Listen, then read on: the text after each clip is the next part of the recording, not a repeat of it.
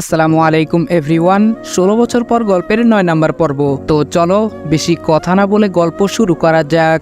বউ ভাতের আয়োজন করা হয়েছে বেশ বড়সড় ভাবে। আস্তে আস্তে সকল মেহমান আসা শুরু হয়ে গেছে। আমি আর সুজন দুজনেই পার্টির এক পাশে দাঁড়িয়ে আছি। আমি বললাম, কি ব্যাপার, যার জন্য এত আয়োজন সে কোথায়? তাকেই তো দেখছি না। ইতোমধ্যে সবাই রোহানের অপেক্ষা করতে করতে বিরক্তির চাপ দেখা দিচ্ছে। সুজন বলল, জামাই নিজেই হাওয়া, ব্যাপার কিন্তু সুবিধার মনে হচ্ছে না। আমি বললাম, তা ঠিক, কিন্তু রোহান কোথায় গেল বুঝতে পারছি না। সুজন বলল, ওই তো আসছে। আমি বললাম, এত লেট, ব্যাপার কি? গন্ডগোল আছে, আই এম শিওর। সুজন বলল, কি হতে পারে? আমি বললাম, সেটাই বুঝতে পারছি না। সুজন বলল, রোহানের সম্পর্কে সব ডিটেলস কি পজিটিভ?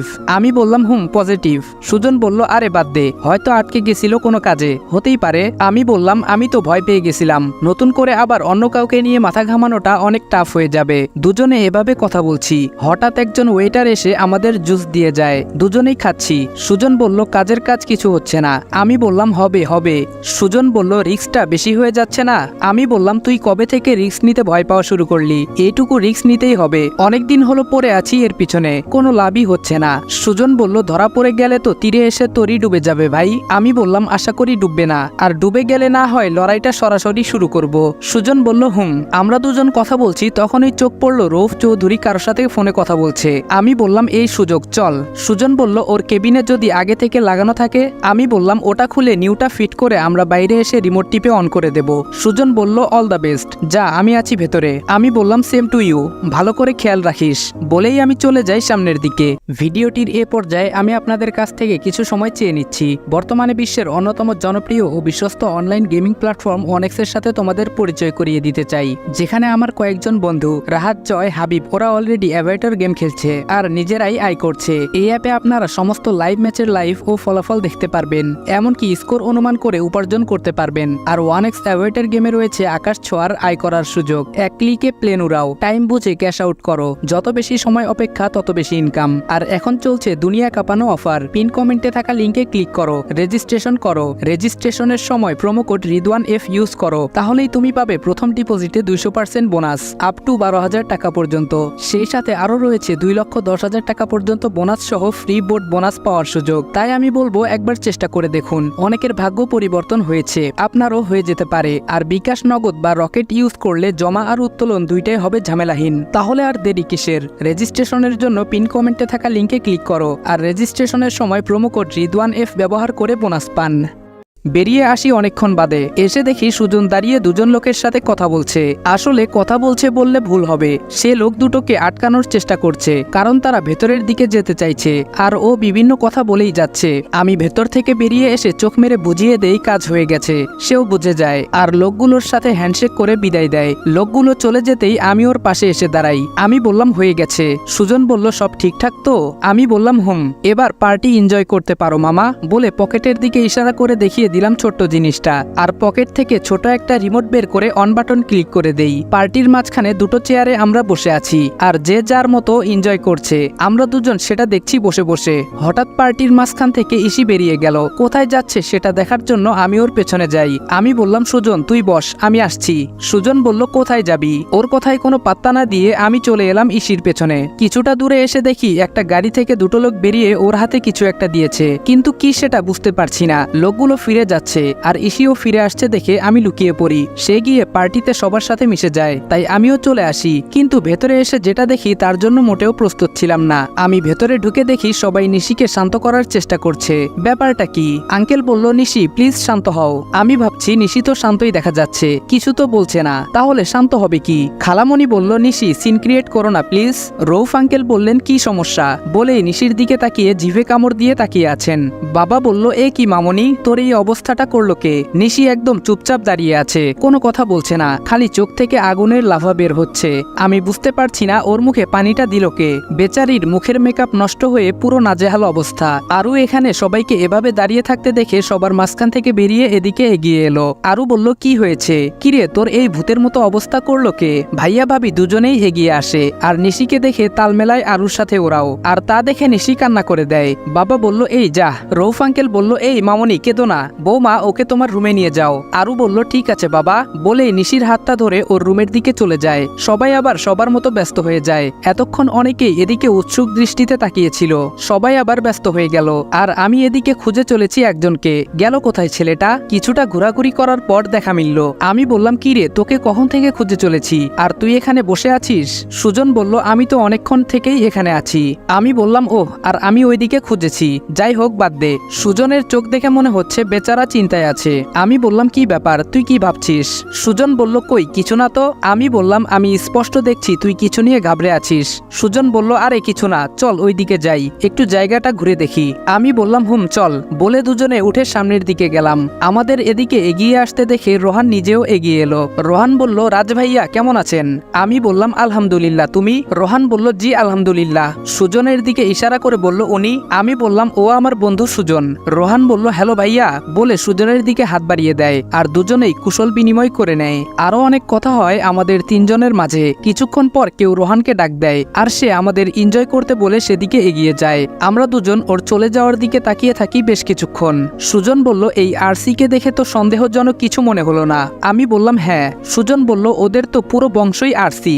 আমি বললাম তা ঠিক বলেছিস, দেখা যাক, আজ তো একটা রিস্ক নিলাম। পার্টি শেষ হতে হতে অনেক রাত হয়ে যায়। বাবা এসে আমাদের বলে যান তৈরি থাকার জন্য, সবাই বের হবে এখন। আমরা সবাই গেটের সামনে দাঁড়িয়ে আছি। মিস্টার এবং মিসেস চৌধুরী বিদায় দিতে গেট পর্যন্ত এগিয়ে এসেছেন। ওনাদের সাথে মত বিনিময় করে আমরা চলে আসি গাড়ির সামনে। গাড়িতে ওঠার সময় আমার চোখ একবার রৌফ চৌধুরীর দিকে চলে যায়। চেয়ে দেখি উনিও আমার দিকে তাকিয়েছেন। দুজনেই দুজনের চোখাচোখি হয়ে যাওয়ায় একটা মুচকি হাসি দিয়ে অন্যদিকে তাকাই, আর সেদিকে তাকিয়ে দেখি ইসি আমাদের দুজনের দিকে তাকিয়ে আছে। আমাকে তাকাতে দেখে চোখ ফিরিয়ে নেয়। কি ভেবেছে দুজনের মুখের হাসি দেখে আল্লাহ মালুম। বেচারি তো আমাকে এই কেসের ক্রাইমার ভাবছে। যাক, ভাবনা এখন আরো পাকাপোক্ত হবে। বোকা মেয়ে আমার পেছনে আবার সময় নষ্ট করবে। এসব ভাবতে ভাবতে মুচকি হাসি দিয়ে আমি বাইকে উঠে বসি, আর পেছনে বসে সুজন। বাবা বলল তোমরা বাইকে যাবে? আমি বললাম আমরা তো বাইকেই এসেছি আঙ্কেল। বাবা বলল আচ্ছা, রাত কিন্তু অনেক হয়ে গেছে, সাবধানে এসো, আর গাড়ি সাবধানে চালিও কিন্তু। আমি বললাম চিন্তা করবেন না আঙ্কেল, আপনারাও সাবধানে যান, আমরা আপনাদের পেছনে আসছি। বাবা বলল এসো তাহলে। এই বলে বাবা চলে গেলেন। একে একে বেরিয়ে গেল সবগুলো গাড়ি, আর পরে বের হই আমরা দুজন। আমার টেনশন হচ্ছে একটা কথা ভেবে, রৌফ চৌধুরী কেন আমার দিকে এভাবে তাকিয়েছিল, কিছু বুঝতে পারেনি তো? ভাবতে ভাবতে বাসার সামনে চলে আসি। গাড়ি থেকে একে একে সবাই নেমে পড়ে। বাসায় ঢুকে সবাই নতুন বর আর মেয়েকে নিয়ে ব্যস্ত হয়ে যায়। একটা বিষয় দেখে আমার অবাক লাগছে, সুজন বাসায় ঢুকে চোরের মতো ভেতরে চলে যায়। আমি অবাক হয়ে তাকিয়ে থাকি ওর যাওয়ার পথে। কিছুক্ষণ দাঁড়িয়ে থেকে আমিও উপরে চলে আসি। আমি সিঁড়ি দিয়ে উঠছি আর ইসি নামছে নিচে। ব্যাপার কি, বাসায় ঢুকলো কখন, উপরে গেল কখন, আবার ফিরেও এলো? কি ফাস্ট কাজের গতি। ইসি বলল শুরু করেছেনটা কি? না নিজে উপরে যাচ্ছেন আর না আমাকে নিচে যেতে দিচ্ছেন। আমি বললাম ওহ সরি, আমি খেয়াল করিনি। ইসি বলল ভাবছেনটা কি? আমি বললাম কই কিছু না তো। ইসি বলল ভেবে নিন, আর কয়দিনই বা ভাবতে পারবেন। আমি বললাম মানে? ইসি বলল কিছু না বলে নিচে চলে গেল। আসলে এতক্ষণ আমি ভাবনার জগতে ঢুকেছিলাম, আর ওর পথ গেছিল আটকে। কিভাবে আটকেছি আশা করি আপনারা বুঝতে পারছেন। কিন্তু এই মাথামোটা আমায় এমন একটা কথা বলল কেন? বোকা শুধুই আমায় সন্দেহ করছে। যখন বুঝবি আমি কে সেদিন আফসোস করতে হবে দেখে নিস। কথাগুলো মনে মনে বলে আমি চলে এলাম রুমে। এসে দেখি সুজন ওয়াশরুমে ঢুকে গেছে, তাই আমি বারান্দার দিকে এগিয়ে যাই। এত রাতে বাইরে শুধু অন্ধকার ছাড়া কিছুই দেখতে পাচ্ছি না। এদিকে ওয়াশরুম থেকে বেরিয়ে আমাকে ডাকতে থাকে সুজন। সুজন বলল কোথায় গুরু? আমি বললাম এই তো এখানে। বলে রুমে এসে আমি তোয়ালে নিয়ে ঢুকে পড়ি ওয়াশরুমে ফ্রেশ হতে। যাওয়ার আগে পকেট থেকে ছোট জিনিসটা দিয়ে যায় সুজনের দিকে। আমি বললাম ধর, এটা দেখ ভেতরে কি আছে। সুজন বলল ধুর, কালকে দেখা যাবে, এখন যা তো। আমিও ঠোঁট বাঁকালাম। সত্যি বলতে আমারও খুব ঘুম পাচ্ছে। কি ছিল পার্টির খাবারে কে জানে। তারপর ফ্রেশ হয়ে এসে ঘুমিয়ে পড়ি। ঘুম ভাঙে সকালে। আজ সুজন নিচে যেতে চাইছে না ব্রেকফাস্ট করার জন্য। আমি বুঝতে পারছি না ছেলেটার হলোটা কি। আমি এক প্রকার ঠেলেই নিচে পাঠাই ওকে। আমি নিজেও যাচ্ছিলাম, কিন্তু একটা ফোন চলে আসায় আমি সেখানে দাঁড়িয়ে পড়ি। কিছুক্ষণ পর কথা শেষে নিচে যাই, আর নিচে গিয়ে যা দেখলাম তাতে আমার চোখ ছানা বড়া হয়ে গেল। বাড়ির সবার সামনে সুজন দাঁড়িয়ে আছে, আর তার সারা গা ভেজা। দেখেই মনে হচ্ছে কেউ ওর গায়ে জুস ঢেলে দিয়েছে। সবার রিয়াকশন দেখে বোঝাই যাচ্ছে কাজটা নিশি ছাড়া কেউ করেনি। আঙ্কেল বলল নিশি তুমি এটা কি করলে? সবাই অবাক হয়ে চেয়ে আছে, শুধু কেউ কিছু বলছে না। আঙ্কেলের কথা শুনে নিশিরও কোনো রিয়াকশন দেখলাম না। তার মধ্যে এমন একটা ভাব যেন তার প্রতিশোধ এখনো পূরণ হয়নি। বাড়ির সবাই ঘটনা টের না পেলেও আমি ঠিকই বুঝতে পেরেছি যে কালকে রাতের পার্টিতে নিশির এই অবস্থার জন্য সুজন নিজেই দায়ী ছিল। বেচারা এই ভয়ে নিচে আসতে চায়নি, আর আমি জোর করে একা পাঠালাম। কিছু কিছুক্ষণ এভাবে হ্যাং হয়ে থাকার পর সবারই ভাবগতি ফিরল।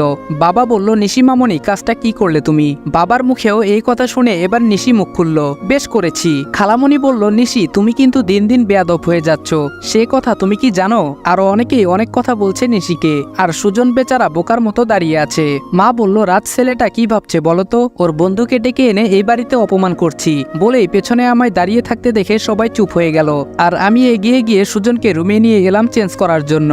নিশি বলল, আর ওনার বন্ধু কি করেছে সেটা দেখবে না? ভাইয়া বলল, কি করেছে? আরু বলল, বাই এনি চান্স কালকে তোর মুখে জুস সুজন ভাইয়া ফেলেনি তো আবার? নিশি আর কিছু বলল না। এদিকে আমি বললাম, কি ব্যাপার? সুজন বলল, কই? আমি বললাম, কই মানে? একজন জগ ভর্তি জুস তোর মাথায় ঢেলে দিল কেন? সুজন বলল, আমি কি জানি। আমি বললাম, তাহলে কে জানে?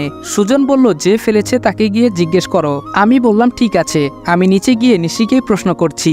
সুজন বলল, এই না, দাঁড়া, আমি বলছি। আমি বললাম, তোর বলতে হবে না, তুই চেঞ্জ কর তাড়াতাড়ি।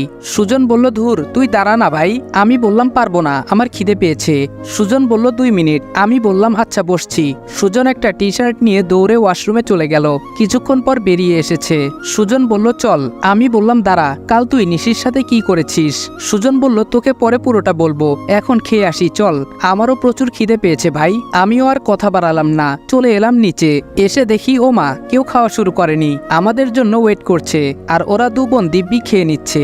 আমি বললাম, আপনারা খাবেন না? বাবা বলল, এসো এসো, তোমাদের জন্যই বসেছিলাম। সুজন বলল, আমাদের জন্য?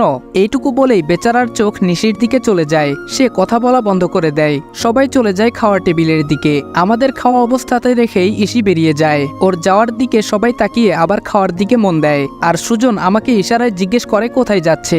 আজব প্রশ্ন, আমি কি করে জানবো সে কোথায় যাচ্ছে? খাওয়া শেষ, সবাই যে যার কাজে ব্যস্ত হয়ে যায়। আমি আর সুজন চলে আসি আমাদের রুমে।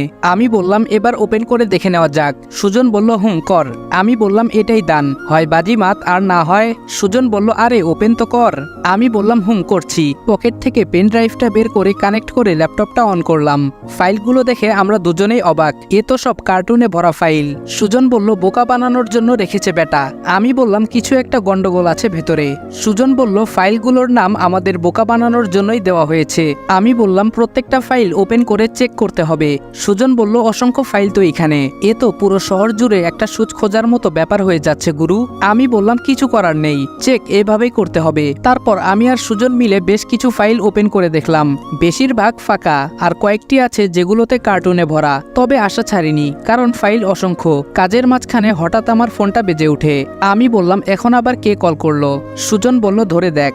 ফোনটা ধরে অপর পাশের কথা শুনে আমি বললাম, ঠিক আছে, নজর রাখো, আমি এক্ষুনি আসছি বলেই ফোনটা কেটে দিলাম। সুজন বলল, কে ছিল? আমি বললাম, অগ্নি। আমি ফিরে এসে তোকে সবটা বলবো, তুই এইগুলো চেক করতে থাক। এই বলে আরেকটি পেন ড্রাইভ ওর দিকে বাড়িয়ে দিলাম। সুজন বলল, এটা কি? আমি বললাম, ওটা হয়ে গেলে এটা চেক করিস, এটাও ওখান থেকেই নেওয়া। সুজন বলল, তুই কোথায় যাচ্ছিস বলবি তো? আমি বললাম, এখন সময় নেই, পরে সবটা বলবো বলেই নিজের ব্যাগটা কাঁধে নিয়ে বেরিয়ে পড়ি। বাড়ি থেকে বেরিয়ে একটা জেন্টস পার্লারে ঢুকে নিজের পোশাক পরিবর্তন করে বেরিয়ে পড়ি ফোনে বলা লোকেশনের উদ্দেশ্যে। বেশ কিছুক্ষণ বাইক চালানোর পর গন্তব্যে পৌঁছে যাই, আর এখানেই দাঁড়িয়ে ছিল অগ্নি আর আয়াস। আয়াস বলল, হ্যালো স্যার। আমি বললাম, হ্যালো, খবর বলো। অগ্নি বলল, ওরা এইমাত্র ভেতরের দিকে গেল স্যার। আমি বললাম, তোমরা ঠিক দেখেছো তো? আয়াস বলল, ইয়াস স্যার, ঈশিতা জামানো আছে স্যার ওদের সাথে। আমি বললাম, ওকে, তোমরা প্রস্তুতি নিয়ে এসেছো তো? দুজনে একসাথে বলল, ইয়াস স্যার। আমি বললাম, গুড, লেটস গো।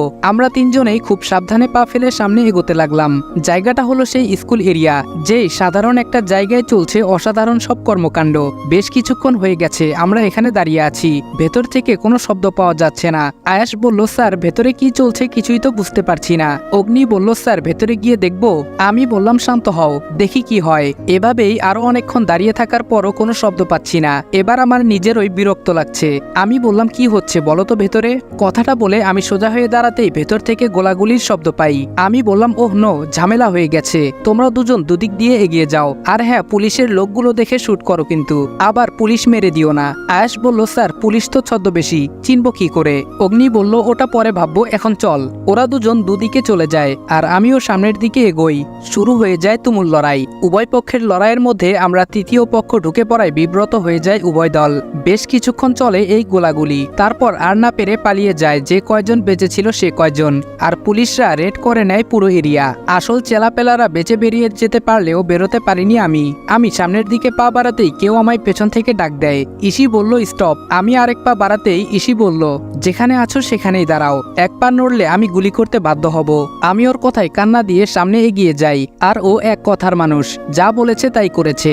গুলি মেরে দিয়েছে পেছন থেকে আমায়। গুলিটা পিঠে এমন জায়গায় লেগেছে যেটা সামনে দিয়ে হাড় ছুঁয়ে বেরিয়েছে বলেই আমার মনে হয়। গুলিটা খাওয়ার পর আমি সেখানেই লুটিয়ে পড়ি। ইসি আর দুটো অফিসার এগিয়ে আসে। আমাকে উল্টো করে মুখ থেকে মুখোশটা খুলে ইসি চমকে যায়। এ কি, এ তো রাজদীপ। তার মানে আমি যা ভেবেছিলাম তাই ঠিক, এসবের পেছনে ওই দায়ী।